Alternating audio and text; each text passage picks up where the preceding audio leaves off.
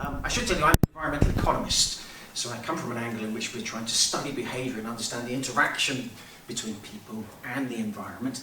We often look at something called the value people get from the environment. I'll show you that in a second. The idea that we can somehow think that this measure of benefit that people get could be put into a money term. And these are the sorts of figures that are used regularly in government decision making, and so having access to those and thinking about these benefits in money terms might be a useful thing for recreation planning. Right, so let me tell you what we're going to do. We're going to look at what can we find out about what's going on in the future. Well, we have to sort of look at what information there is and follow trends out. So we're going to look at what happens to the populations. We're going to see, using some projections and modelling tools that we've got available to us, what we think might happen then in terms of recreational activity as populations change in the area. We're then going to have a look and see, well, what can we say about the benefits that come from those to those people who are moving into the area, who are gaining access to Dartmoor. And finally, what we can about what that means in terms of the costs to Dartmoor. So I'm going to try and whiz you through some of the things we've done there. Let's start off with population futures. So there are data sets available which give the Office of National Statistics best guess of how population are going to change across different areas. And they do this at the local authority district level, which isn't that disaggregate. We know that we've got this information going in 5-year time steps up into the future. You can see this is the national trends, but you can see an ageing population, but also we know there's a growing population. We're going to focus on the I think there's 8. Plymouth, Southampton, Torbay, Teignbridge. I've lived here for 4 years, I still don't know how to pronounce them. Teignbridge, thank you, everyone else knows. Good. Exeter, West Devon, Mid Devon, and East Devon. We're going to call that the hinterland. So we're particularly interested in those areas because populations growing there are likely to access the park quite a lot. But we have information on all the local authority districts. If you look at that data, you get some idea of what sort of population changes we're seeing. And you can see it's up to sort of, what have we got, 18% in East Devon, West Devon there, 16%, and I'll show you some of these. So these are the changes between 2014 and 2039. So we're seeing, around 11 and 12% change in population in this region over that period. That's quite a few more people. That's hundreds of thousands more people coming to the area. To understand how that change in population is going to affect the park, we've got to know something about where those people are going to go. We know roughly, but it makes a big difference as to how far people are from particular recreation sites, how frequently they're going to use them. So we have quite a lot of evidence to support that, and I'll show you the tool we use in a second. So what we're going to do is we're going to take that information on population and we're going to try and spread it out across all these different small areas. This is just the Torbay area. You can see all those little outlines. Oh yes, I can. These little outlines here, what we call lower super output area. So we want to spread out this future population across those, and we're going to do that in all the hinterland areas, and outside that, when we're getting further away, we're just going to go with the basic figures. So, where do we get the information from? So we've got the populations, we've got to know where they're going to go. And doing that was a big job that was undertaken by Amy Harwood, who went through all the plans for the region. There's a list here, I won't go through them, but they give you an idea of what's been approved for housing development in the different areas and where those are to accommodate all the people that are expected to be coming into the region. So we now have a way of thinking what the population change is and where it's going to be. So if you look at this, this is 2019, sorry about that. 2019, and then as we're going through time, you can see the population changing. This is developments around Oakhampton on the north. The dark area to the right of Exeter there is the Cranbrook development, a big new town going up just on the outskirts of Exeter. Development around Plymouth here. And as we go through time, using these plans, we can say something about where the population is rising until we get to 2039. And the darker those colours, the more population we see coming here. So we see developments down around Newton Abbot and around Exeter, around Oakhampton and around Plymouth in the south. So lots of new population coming. Right, so that was the first task, trying to get a feeling for where the populations are going to be. The second task was then to say, well, how are they going to use the Dartmoor National Park? Can you say anything about that? Well, to do that, we turned to a tool called Orval. Has anyone come across Orval yet? Yeah, some of you have. All right, yeah.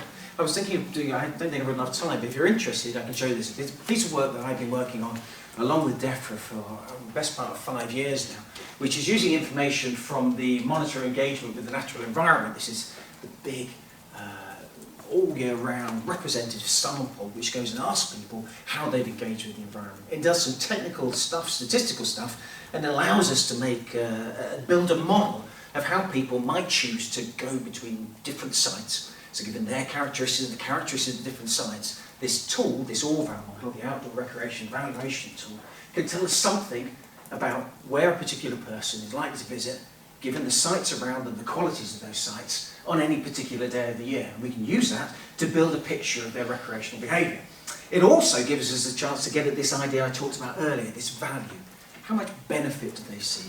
In economics we call this utility or well-being, but we can also, because we see how they trade off their time and money in getting to those sites, convert that well-being into a monetary measure, which can sit along other monetary measures if you're thinking about making cases in cost-benefit analysis to government.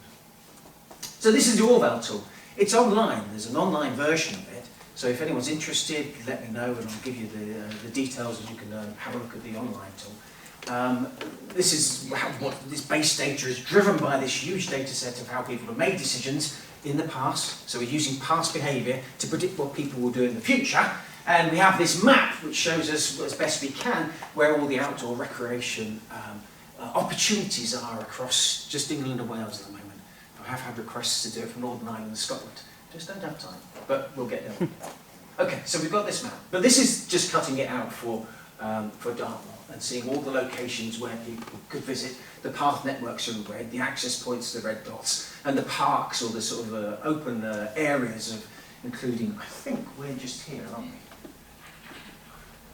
we? The park areas where people could sort of roam across areas are also shown on that. So those are the points where people could go to, and we're going to use this model to think, well, how do these new populations, how are they going to spread their visits out across all these locations as we go through time. Right, so this is the predictions from the model. So we start off with our baseline, this is 2014, and we're having a look at what the model says about how many people are visiting one of those recreational sites across the course of the year. And what we've got is our 8 different hinterland local authority districts, and this overall figure, which gives us an estimate of how many people take day trips to the national park. Now, one thing this doesn't pick up on is the fact that lots of people don't come here just for day trips. So this tool is all about day trips, about going from your home to a park, to a recreation, back again. We know that people come to national parks to stay overnight, what we describe as tourism trips in my particular field. I'd love to do one of these models for tourism as well. So if anyone knows how I get hold of a data set by Visit Britain, which tells us about people taking tourist trips, I'll do this again, but we'll have this second aspect. Now, we're particularly interested in the day trips here, because we're particularly interested in what's going to happen because of this population increase around the park. So we're focusing on that. And these figures give us some idea of what's going on at the moment. We'll see, well, I'm estimating a little bit more than how these figures are, how many people are coming to the park on foot. But it depends where you are. If you're from West Devon beyond Exeter, hardly any. But if you're living pretty much, in Exeter, pretty much that. But if you're living in the park, then lots of people are travelling by foot. This new visits figure is quite interesting to interpret. What the model allows us to do is to say, well, if none of those places were available in the national park, would people take a trip somewhere else instead? And what we find is that 30% of the trips that come to the park, well, these are trips that are driven solely by the fact that the park's there. If the park wasn't there, people would not be engaging in recreation. We can do this for any of the different parks. These are our estimates for 2014. And you can see how where people live matters. So what I've done is taken Plymouth on the left, Exeter on the right, and you can see how they distribute their visits across these areas of the park that we defined to give us some ways of visualising the data. So with Plymouth, obviously Plymouth down here, we see visitation very much biased to this southwest corner. And over here, we've got Exeter, and we see visitation biased to the east. So these are visits from Exeter. So we're starting to see how people might spread their visits out across the park and how that differs across the different areas. Which means you could go to a particular local authority and say, well, the people living in your area, or the new people living in your area, it looks like they'll use the park in this way. So if you contribute to the park, these are the sorts of areas in which you might think about doing it. We can use the population. Now we bring in the new population and say, well, how do things change? And what we're seeing here is the growth in population, in visits to the park through time, through to 2039, when our population data finishes. So we're talking about a 12.3% increase in visits to the park predicted into the future. Now, of course, as Ali said, there might be changes in the way people behave that might make that more or less. We're taking previous behaviour and forecasting forward based on how people have behaved in the past. You could change some of the parameters of the model to see what happened if you made the decision that more people from different groups were coming, but I'm purely forecasting on what we've seen from previous behaviour. So this is quite conservative in what we're doing here, but it gives us an idea of what might change. And we can also see there's a big difference in the changes in different areas. So here we are out in East Devon. I think this 32% is driven by that big new town of Cranbrook. We get there's not that many people coming from here, but there's a big increase because we're getting bigger populations coming through. And you can see the differences as we go across the different areas. So this is now looking at the growth of visits, where it's featured. Again, the areas I pointed out, really it's driven by the closer you are to Exeter, the more visits we're going to see coming in. The bigger the population can increase, the more visits we're going to see coming in. So we've done a couple of things now. We've worked out what the population is going to change, or predictions of that. We've worked out where these new people coming in, where we think they're going to go. We want to know something about how they're going to use the park. So the tool's capable of telling us where we think they'll start their trips, but of course a lot of this activity is going to be moving through the park. We've got to make some estimates of that to move on to understand how this will change the park. To do that, we've got to have an idea of what people do when they get here. We've got to think about how far they travel from the point at which they start engaging in the park. And then we've got to think about, well, how they move through the network of paths and recreational areas once they're in the park. We bring data together from a variety of sources, but in essence what we're going to do is we divide up between two different types of recreation. One which I describe, and you guys being experts will probably hate my notation here, but roaming recreation, where you come to the park really to spend your time moving through it. So certainly things like walking and running with and without dogs, horse riding, off-road biking are examples of this sort of roaming activity. I guess boating and kayaking is not particularly that large amount. And this is taken from Meany data, by the way, giving us the breakdown for visitors to the different national parks. So I've called these upland national parks. Kevin, you objected to me putting the South Downs in there, didn't you? It wasn't up enough for you. Okay, whatever, it's roughly the same. The only one which looks slightly different to me is Northumberland. They seem to have much more of what we describe as leisure activity recreation. And by leisure activity and recreation, I mean you come somewhere because you want to go and do something in a particular place. And the difference between these two things is, once you're effectively with leisure activity, you try and get as close as you can to the point at which you're going to go. So if you want to go fishing, it's probably best if you drive your car close to the point where you go fishing. If you want to go climbing, you try and get a place quite close to the point in which you're going to go climbing. So these two engage with these two broad classes of activity, engage with the environment in different ways. And we're going to take that data, I'm just taking averages across here and saying, well, about 81% of the visits are going to be this roaming nature, and about 20% or 19% are going to be of this leisure activity. So here we had to get data to think about, well, how far do people travel move through a landscape when they're undertaking these different types of activity? There's surprisingly little information out there. I scanned as far as I could through all the academic reports and ended up coming with, actually from PhD work which told us something about, well, this is telling us how far people travel, and this is telling us from the proportion of people setting out from this place just below 1, how many of them will still be going once you get that far away. So how many people are going to travel 16 kilometres? So we can think about that as being, well, that's 100% of people. By the time I get out to, where are we here? About, I don't know, what's that, about 7 kilometres. It's about 50% of those people won't go any further than that. So this gives us an idea of how far people are going to travel. So we can say for any person coming into the landscape, well, what's the probability they can travel different distances? So this is taken from Lake District data and gives us some idea of how people might travel when coming here to roam through the landscape. It's a reasonable analogue, maybe not perfect, but the best that we've got. This is taken from data actually from the States, but shows us something about how far people will travel to engage in some sort of leisure activity. You can see there's a big difference. So we get a big fall off, really quite rapidly, in how many people will travel that far in order to do a leisure activity. And we're going to use those different models to give us some idea of all these people turning up, how far they're going to spread through the park.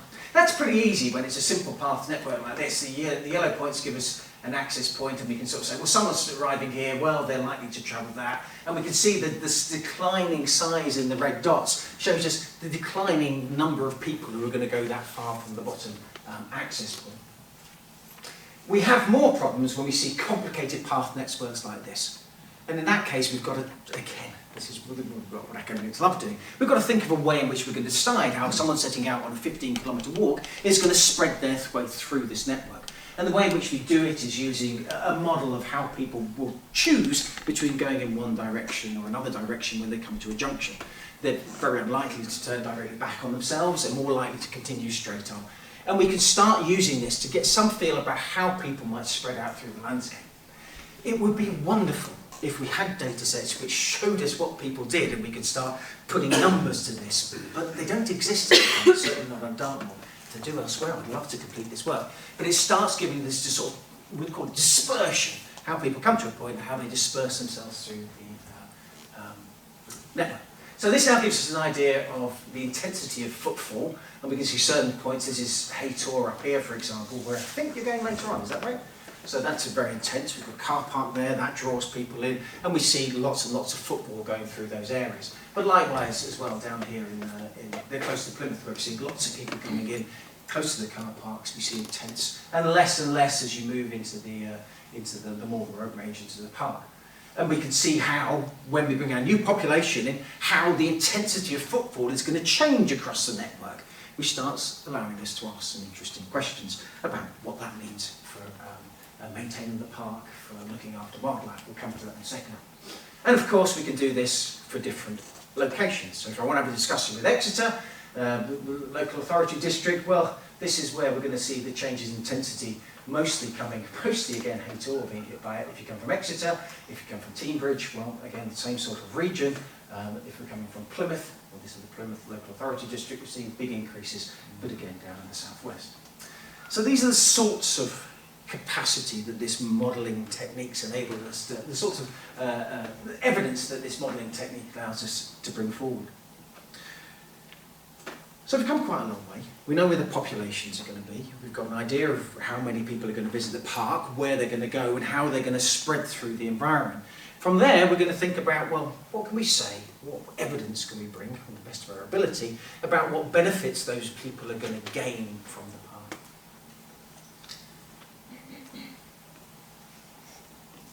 This is giving you these welfare values. So this is giving you some insight into this monetary measure of the value people get from being able to spend time in Dartmoor National Park. I know for some of you this might be a sort of a little bit of an alien idea, but really we think about any experience in economics, any experience that people have which makes them feel good as being a positive thing, raising utility. Some of those it's quite easy to turn into money because you'll spend some money on it. You'll go and say, I'll go to the cinema, I'll pay, it cost me £11 to get tickets for the cinema. It seemed quite a lot to me, but I was prepared to pay it, which says that that benefit must cost me about £11. So when things are out there in the market, it's quite easy to do this sort of thing and flip from thinking about how good an experience is to saying how much people are willing to pay for it, a monetary amount. When things aren't traded in the market, like coming to a park, it's really quite difficult. But as I've said, we can use this trade-off that we see in people's behaviour, that they'll pay money to get to a place in their petrol or their time, in order to infer how much value they get from it. And that's what we're doing here. We're inferring how much value comes from the trips. And you can see, this is in 2019, the park raises, just from these day trips, something like £25 million per year of value for people. So this is a measure of the value that comes from day trips to the park. And of course, because the populations are rising, we're seeing that by 2039, that's going to be an extra £2.5 million per year of value is generated from this day trip recreation onto Dartmoor. These are figures that are in tune with the Green Book, with the ways in which government decision making, and may help in being able to make arguments as to why national parks deserve funding, or why bringing new populations in should think about contributing to the upkeep of the park, because the people who are coming there are benefiting from access to this wonderful resource. And we can get some numbers as to how much that is. This is just flicking back to Amy as well. The tool can do more. It's actually good. There's a lot of detail in what this Orval tool can tell us. It could tell us about ethnic groups. I didn't put that out by simply focusing on the socio-economic segment. And what you'll see is about 28% of visitors are from the AB group, according to the predictions of the model, and about 17% for the DE group. Turns out that there's about 21% of the population of these areas is here, so we're seeing over-representation of ABs and under-representations, because it's about 22% of the population in DE. So if you're not familiar with the socio-economic segments, this tends to be wealthier professionals, this tends to be less wealthy individuals down there. What are the benefits? Well, I saw that tomorrow you guys have been talking a lot about well-being and health. Mental well-being is not something I was able to really start thinking about quantifying at this stage, though the evidence base is growing. But because we know something about activity that goes on, we can make some broad stabs at how the park is delivering on activity. So, for example, if we're thinking about, well, how does it contribute to people making 10,000 steps every day? We can start looking at what the data tells us, or these forecasts tell us about activity levels due to the park. So this is the data for 2019, the predictions for 2019. And what it's telling us is that we expect that people from this area walk per year this much on the park. So the whole population, these are how many kilometres we walked on the park. Of course, if you're really close to the park, there's more people walking, so we see more kilometres walked.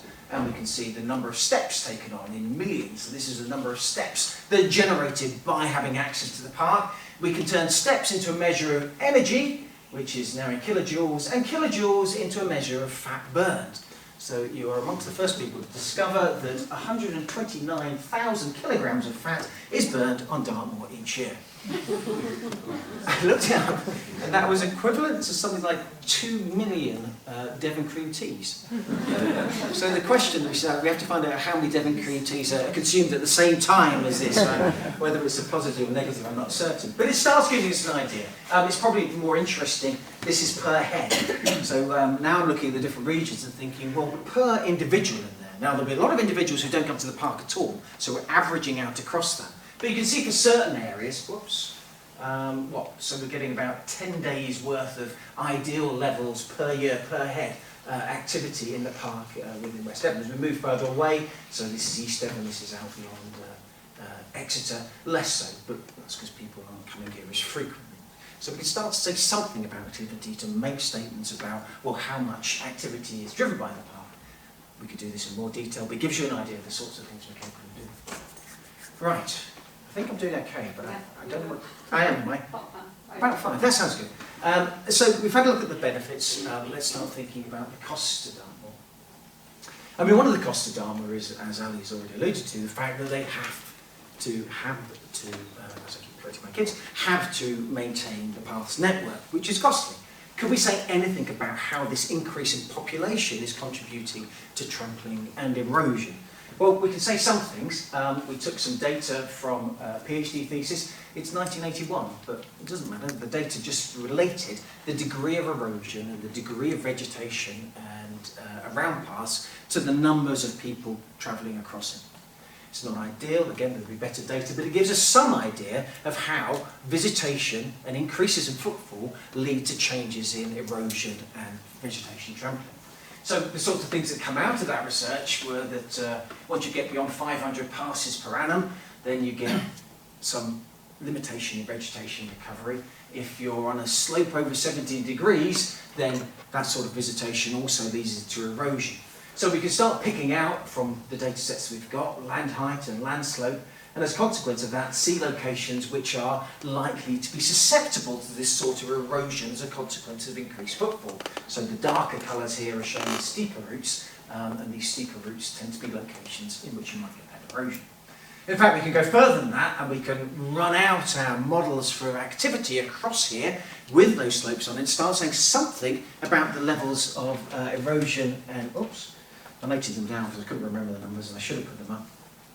But when we're looking here, so this is the change in path widths as a consequence of the increase in footfall that comes from the population increase, which by 2039 has led to about 75,000 metres squared more of vegetation loss around paths. That's about 30 football fields. course, that's sort of in straight line, so it covers actually quite a large area, but it gives you an idea of what's going on. We can also look at the degree to which we get bare ground, the changes, and highlighting the areas where there's been a problem and where we start seeing gullying again, similar sorts of locations. And there's about 42 kilometres in which we see an increase in gullying of over a centimetre, not about, I think it's a half a kilometre's worth, where we see gullying of over 5 centimetres. So we're starting to get information as to what this might be. The last thing we looked at was to do with how all this activity might affect wildlife. The park have these dual objectives. One is to encourage people to use the environment, and the other is to discourage them to use the environment to allow wildlife to get on. I always thought that was quite difficult.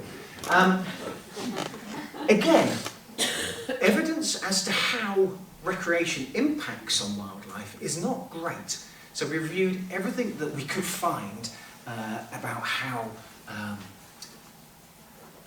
recreationists being in an environment might affect animals and birds and plants. The majority of work, as always, is on birds. So there's some reasonable evidence on birds, and it tends to be the case, I'll show you in a second, that excess or lots of activity during certain periods for breeding birds can be a problem because of disturbance. It's worse with dogs, it certainly goes further. It's worse if it's repeated and there's a long period of it because you don't get the flight away and the coming back. I'm not an ecologist, you can probably tell by the way. But what we did was we went and we talked to all the local experts, and we picked out a whole series of species that were key to Dartmoor, and that's a list of them. And we asked those experts what they thought were the problems to do with this. And there's some that we've already seen, so walking and running. This is the breeding bird disturbance I've already talked about.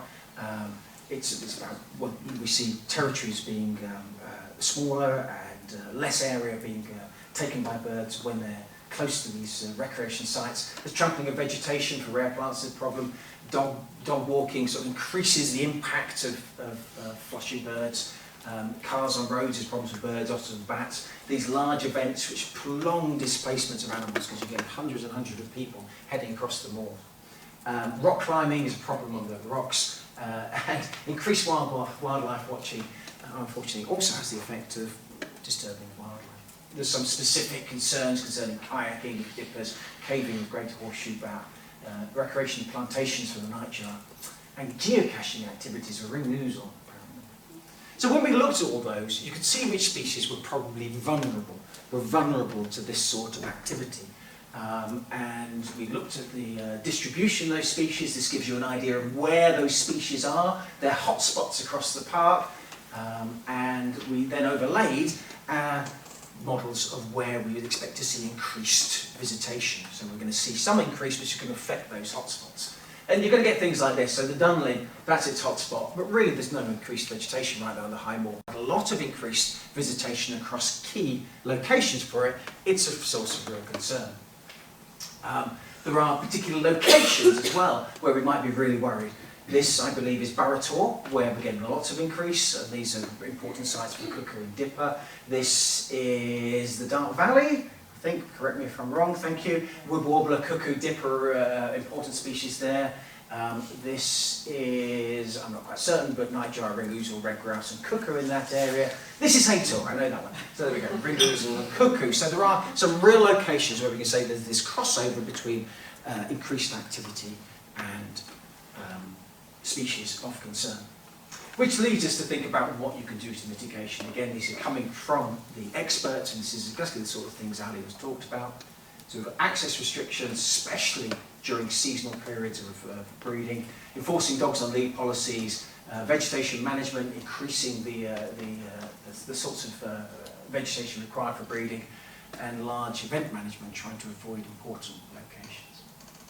So we've come on quite a journey. I realise that was quite big. There's a big report you can read as well if you'd like to, or see me out and I can tell you some more detail. What we've seen though is that population growth in the area is going to be substantial. And we can get some feeling for what that means for the park from doing these sorts of analysis. We've got to predict. This is the future, but it's the sort of thing you might be able to use if you're trying to plan for the future or you're involved in talking to people. The gains in wealth and health benefits from Dartmoor are fairly substantial for these people as a consequence of moving into the region, but there are new costs, and we can get some ideas of what those are, their magnitude, and where they might be to help in planning as we go forward. Very good.